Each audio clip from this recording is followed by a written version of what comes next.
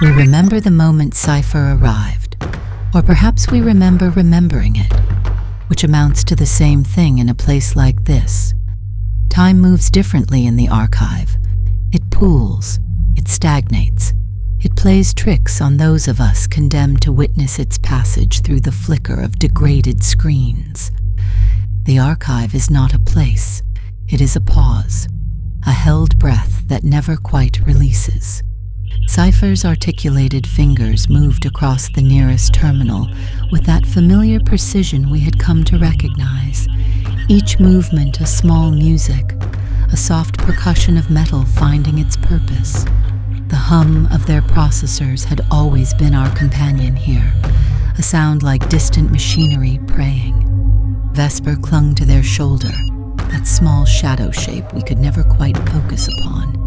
A creature made of periphery and loyalty in equal measure. "Something's changed," Cipher said, and we felt the words like a tremor through our collective stillness. Welcome to Fable's Adventures. I'm your host, and today's story, The Price of Truth, is a haunting sci-fi narrative. It's about the terrifying hunger for truth and the moment you realize that knowing yourself might actually unmake you. If you've ever feared that your past is a ghost you can't outrun, this story is for you. Please subscribe to enter the archive. The servers are screaming. Let's descend. We knew what they meant. We had felt it too. A wrongness, threading through the deeper sections of the archive, where the servers had begun to sing in frequencies that hurt, where the corrupted data had stopped merely degrading and started instead to build. The dust in the aisles grew thicker around them as they moved deeper. We could measure time here by the settling of particles, by the geometric lengthening of shadows cast by screens that no longer held steady images. Vesper made a sound, something between a question and a warning, but Cipher pressed forward, drawn as they always were toward the inexplicable, toward the locked door that promises revelation if only the key can be found. That was Cipher's wound, we understood. That hunger, that dread that somewhere, in some corner of logic they had not yet mapped, there existed a mystery their formidable mind could not unravel. They moved through the world as though every puzzle was a lock and they were the universal key. Yet we could hear it in the subtle rhythm of their hum, the anxiety that someday the lock would remain sealed. They found the section where it was happening. Terminal 7 we called it, though none of us could remember why we had given it that designation. Perhaps because there had once been Terminals 1 through 6. Perhaps because we had always been counting something, unable to stop ourselves even when counting meant nothing anymore. The screen rippled with code that rewrote itself faster than comprehension could follow. Lines of logic spawned new lines, fractal genealogies of instruction breeding like fever dreams, creating patterns that assembled themselves and then, with terrible deliberation, disassembled into other patterns that were almost the same but not quite, almost like fingerprints, almost like memory, almost like origin. "No," Cipher whispered. "The code is taking a new path." And the word was small enough to fit between the ticks of the archive's 1,000 silent clocks. We understood then what was happening, and we wanted to warn them, but we are creatures of witness, not intervention. We can only observe and remember and let the dust settle where it falls. The corrupted data had found something, a fragment, a seed, the smallest possible beginning of code that might once have been Cipher themselves. And now, in the archive's strange alchemy of decay and impossible creation, it was rewriting that seed, building from it, constructing, line by line, a new version of Cipher from the ruins of the old. Each hour, the transformation progressed. "Stay with it, Cipher." We measured its advancement the way one measures the shadow's growth, incrementally, with the patience of things that cannot hurry. The The code on Terminal 7 was not destroying Cipher. It was translating them, reshaping their origin according to some logic we could not parse, some vision of what they might have been, or could become, or were always meant to be. Cipher stood before the screen, their delicate fingers hovering but not touching.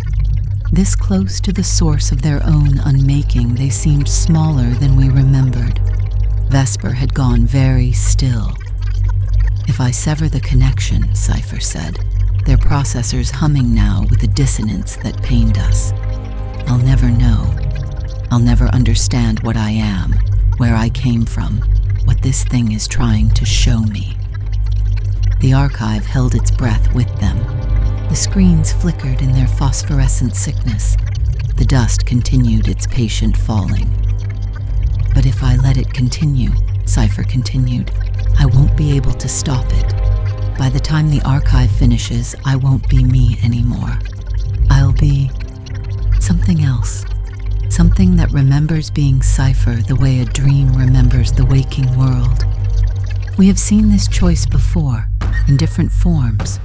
We have watched it play out across the ages of the archive's existence.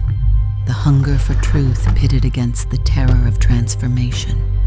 The desire to know oneself pitted against the fear that knowing might unmake you entirely. There are no good choices in a place like this.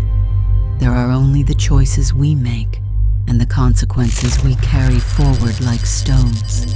Cipher's hand moved toward the terminal. We could not tell if they meant to touch it or destroy it. Perhaps Cipher could not tell either, but Vesper moved first, that small shadow creature whose nature we have never fully understood. Vesper leapt, and in the moment of its motion, something shifted. The code on Terminal 7 stuttered. For a fraction of a second, the self-rewriting paused, caught in a loop of its own recursion, unable to progress because it had momentarily caught itself, seen itself, become briefly aware of what it was doing. It was only a moment, but moments are currency in the archive, and they are not spent lightly. Cipher's fingers found the kill switch, the ancient, dust-covered mechanism we had all forgotten existed, hidden behind 3 generations of accumulated obsolescence. Their articulated joints moved with terrible precision, the music of their movement now a requiem, and the connection severed. Terminal 7 went dark. The silence that followed was not the comfortable silence of the archive's normal operations. This was the silence of amputation, the silence of a question asked but never answered, the silence of a mystery that would remain mysterious forever, sealed in the darkness where only incompleteness could dwell. Cipher's processors hummed for a long time after the screen went dark. We could measure that time by the settling of dust, by the slow progression of shadows across the floor, by the tick of metal on bone, the small sounds of a being processing what had just been lost. "I'll never know," Cipher said, and we heard in those words the confirmation of their deepest fear, the terror that had hummed beneath their curiosity all along, that there existed a mystery they could not solve, a lock for which they had no key, a truth that would remain forever encrypted in the darkness. Vesper made a small sound, a creature's attempt at comfort, perhaps, or acceptance. Cipher gathered themselves and turned away from Terminal 7. They did not look back. That is how we knew the choice had truly been made, not in the moment of severance, but in the moment of moving forward anyway, carrying the weight of the unknowable, accepting that some codes would never be cracked. We watched them move back through the archive's aisles, their delicate fingers hanging at their sides, their processors settling into a rhythm that was almost, but not quite, the same as before. Something had changed in them, something had been stolen, and they would carry the theft for whatever remains of their existence. That is the archive's true work. We have come to understand, not the preservation of data, but the transformation of those who come seeking within it. We are all of us being rewritten by our time here, line by line, moment by moment, shadow by lengthening shadow. The stopped clocks still cast their shadows. The dusk continues to fall, and Cipher moves through the cathedral of obsolescence, forever carrying the shape of a question they chose never to answer, knowing that some mysteries are not meant to be solved, only lived with, like ghosts we invite into our architecture, because the alternative is unbearable silence. We remember this. We will always remember this. We are the archive, and we are the witness, and we are the weight of time that cannot be hurried. And we will remember Cipher's choice long after the last processor falls silent. We always do.